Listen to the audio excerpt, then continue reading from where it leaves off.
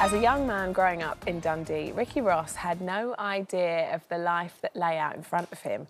Now, after more than 35 years in music, with hit songs and albums and experiences he never thought possible, Ricky's found himself writing down his life story on paper. Yeah, we'll hear much more about that from Ricky in just a moment. But first, let's take a trip down. Come on. So many memories flooding back. So many memories flooding back. Crikey, I was just saying during that montage, reminds me of school disco. School disco. 88. The outfits. Was it? I love the outfits. 88 was Real Gone Kid, yeah. Yeah, awesome. Yeah. Let's start at the beginning. How did the journey start? Lad from Dundee. Well, the thing was, if you grew up in Dundee, a place like Dundee, you didn't have any access to the music business. You didn't, you didn't really know how to get into the whole thing. So, the closest you came was the local record shop, really, I suppose. And it was a Bruce's Record was the local record shop. We had when I was starting out, there was a band called the Associates. You'll remember Billy Mackenzie. The Associates were a real. That was an inspiration to me to hear what they were doing. A guy called Michael Mara, who was a great singer-songwriter, went off and made a solo record, and I thought I'd love to do that. I had no idea how to do it. And then, how do you go about doing it? Well, I actually moved to Glasgow to do that. I think that Glasgow at that time was an epicenter of new music. I mean, the band that was inspiring all of us, I suppose, was Simple Minds.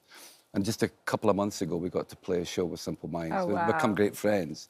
But they'd done it from Glasgow. They just started, and they hadn't gone to London. They hadn't, said, "Oh, we'll come down and play gigs in your place. You have to come to us." And that was a big inspiration to lots of bands in Glasgow. Saying, "Oh no, we'll just stay here. We can still do it here, and why not, right?" Yeah, absolutely. But all your songs, they've all got that hook, which is really important, because all those tunes there that we just saw, the smile got bigger and bigger and bigger because it's just that hook where as soon as they come on the radio... I think what you'll find is you said, "Come on then!" Yeah, I was like, here we go. I love a vocal hook. I think it's a great thing. And I think that's what makes people kind of remember songs and join in. But I think also the story in songs is so important. But also your voice is so synonymous with the band. Do you know what I mean? It's like you hear your vocals and you think, oh, yeah, it's Deacon Blue. Yeah. Come on. Well, that's nice. Well, that's good. I mean, I kind of try and still have a voice, and I think I'm actually a better singer than I was then. I didn't really grow up as a singer. I didn't really want to be a singer. I just wanted to be a songwriter. I mentioned my friend Michael Mara, and he always said he wanted his name in brackets because when you grew up in the 60s and you saw these little singles, and afterwards it was Lennon and McCartney and his names. That's what I wanted to have. So, like you said, you grew up wanting to songwrite, and then all these years later, you're writing, but in a completely different vein now. Yes. So you're writing the story of your own life, and I mean, one always wonders at one point, have you got? But very nice, I like that. What do you put in a book? It must be quite a hard moment to write about yourself. How personal are you going to be? Is this going to be, warts and all? So how did this come about? I was writing a song for the last album. The last time that we were here, we had a new album out, City of Love. And there was a song in it called On Love, which was really about me growing up, about my grandparents, about my first girlfriend, about falling in love, all that kind of stuff. And I touched on the story of my grandparents in about 2 lines of my grandfather. And I thought, you're such a big character. How can you just dismiss a guy in 2 lines? And I thought it'd be lovely to spend a bit more time with these stories.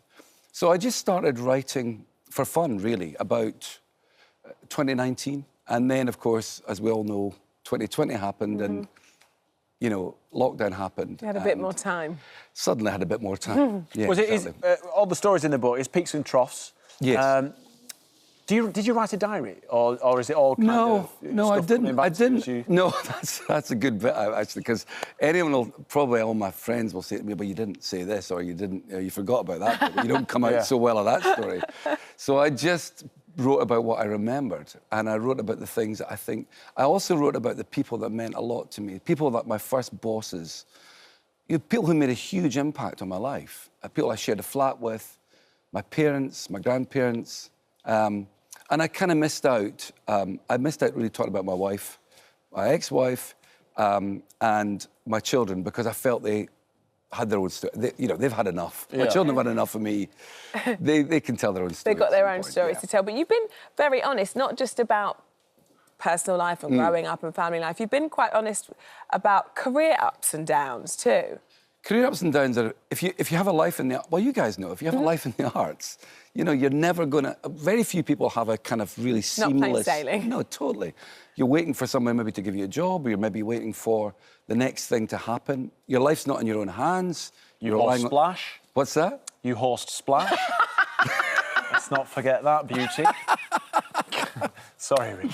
I love No, I mean, things come along that you think you look back on with some mixed feelings, you know. And I had a solo career that was, in terms of commercial success, just disastrous, you know. And so you're looking around thinking, what do we do next? And sometimes it's just holding on and holding on to the thing that you know how to do. In my case, that was songwriting, really. Does it get easier? Did it get easier when you... Like, so you talked about going from Dundee to Glasgow. Yeah. Meeting certain people that helped you pen some tunes. Was that a bit easier than the successful bit, or was the successful bit like a walk in the park? I think when you have, it's really funny, when you have a hit single, once it's out there, you can't stop it. You know, it's like, it's going to be a hit single. When we had I'll Never Fall in Love Again, which was a thing that we just did for fun, the Bacharach and David thing, it just took off. We all went on holiday and didn't do Top of the Pops. You know, it was like... You didn't need to do anything. So when you have that, it's very easy. I think songwriting is harder work. Songwriting's a bit of it's a craft. It's not like it's some gift from God. It's just like something you can get better at if you work hard. So I think that probably is harder. But, you know, I once met a very famous footballer, Billy McNeil, who captained the Celtic team who won the European Cup, a lovely, lovely man. And I said to him, "You still working, Billy?" He said, "Ricky, I've never worked." And I kind of feel that's true of me as well. Nice. That's so special. And with the book comes new music. Yes. And are the two aligned? Are these lyrics, are these stories on the album all related to what's in the book, or is this just something, an accompaniment? No, it was...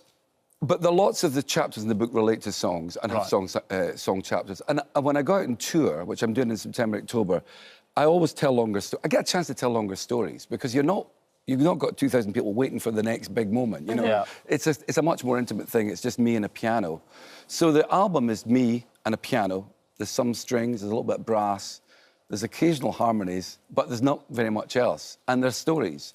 And yes, there's one or two things that relate to each other. There's a song on that I read about my mum, and there's quite a lot in the book about my mum as well. Lovely. Well, best of luck with it all. Thank you. Walking Back Home is out today, as Vern nicely modelled before. And your new solo album, Short Stories Volume 2, is out tomorrow. That's from my days on The Price is Right. I'm waiting for a ting. Yeah, there That's you go. what we need for you. Thank you so much. Thank you very What a much. joy. Thank you.